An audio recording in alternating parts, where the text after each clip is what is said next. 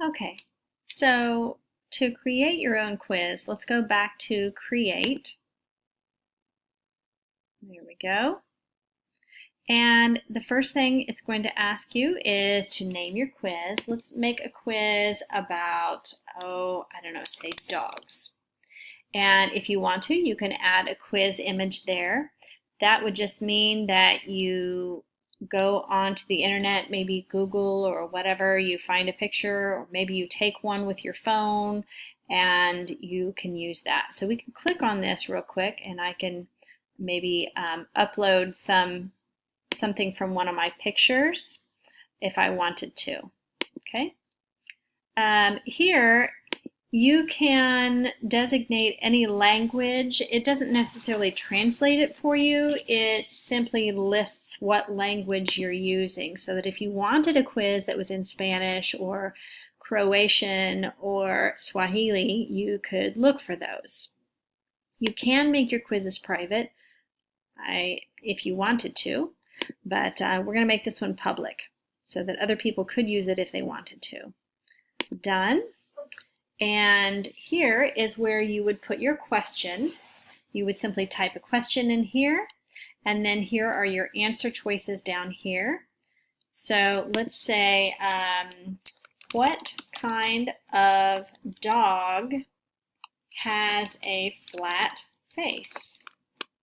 And you could choose an image here. Again, if you wanted to put a question, it would kind of show up in the background behind the text on the question, which is not really always your best choice, but you might test it out and see what that looks like to you. So we could say over here, Sheltie, and you can see the answer shows up right here as a choice. I'm just going to click the tab button to go to the next one, and this time I will say Golden Retriever tab.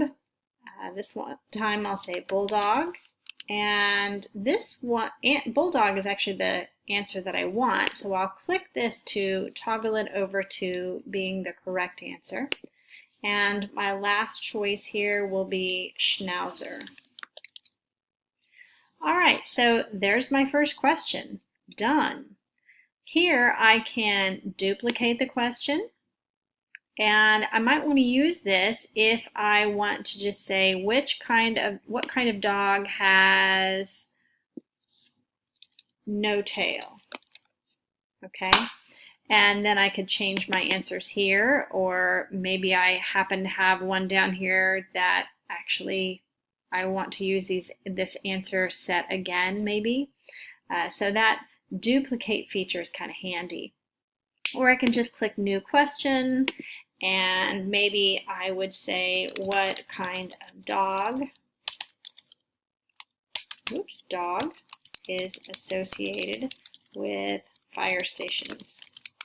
And then I could have my answers here, Dalmatians, let's say a boxer, let's say a wiener dog. Not a wiener dog, we don't like those. Wiener dogs. Or we'll say rat terrier. And of course this one is the correct answer. All right. So then, by the way, you can also use these if you want superscript, subscript, and so on. Okay, you just have to be careful because let's say on rat terrier I choose the green text. Well, as you can tell, that was not a good decision because you can hardly see it. Blue, not that much better. So I usually just stick with black text. And actually, now that I try and do this, I'm not sure I can get back to that. Anyhow, oh, there we go. Just undo it. So that's my quiz for now. And up here on each question, I can choose how long I want to allow for the students to answer the question. Now, I usually go with 30 seconds, maybe 20 seconds.